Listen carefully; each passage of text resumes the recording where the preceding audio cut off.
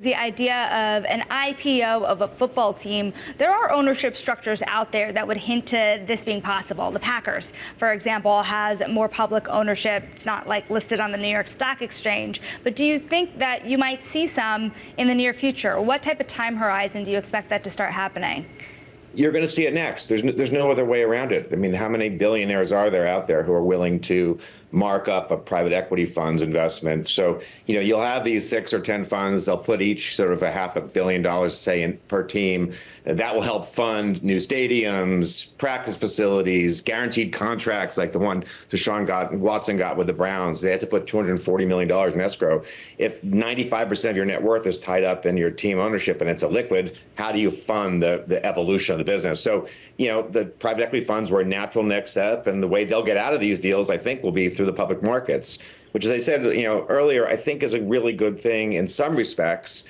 Over 50% of the NFL is minority, the players. We have no minority ownership, no controlling ownership. That's probably hard to address with only a couple dozen black billionaires around the world, and none of whom seem to be ready to step up and buy a team or interested. So, board representation will also perhaps mirror the community in which these teams play. So there are a lot of good things that could come from it, but it will not be such a closely held asset in a kind of foreseeable future. Right. Yeah. Well, it'll be fascinating to see how that evolves. And I certainly look forward to covering that brand of IPO. It sounds like a lot of fun. But I am curious, based on your conversations, of course, you work with over 200 professional athletes. Many of them are football players. How do the players feel about what we're talking about when it comes to private equity ownership here?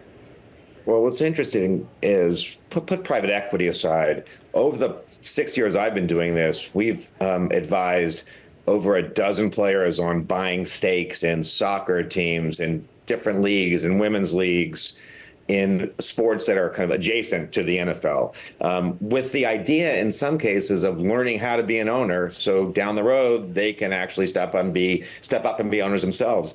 I'm curious, though, as you think about some of these larger funds and these players making more and more money, some of whom are investors in these funds now, how that will impact life going forward for the NFL. I mean, all the rules are going to have to change.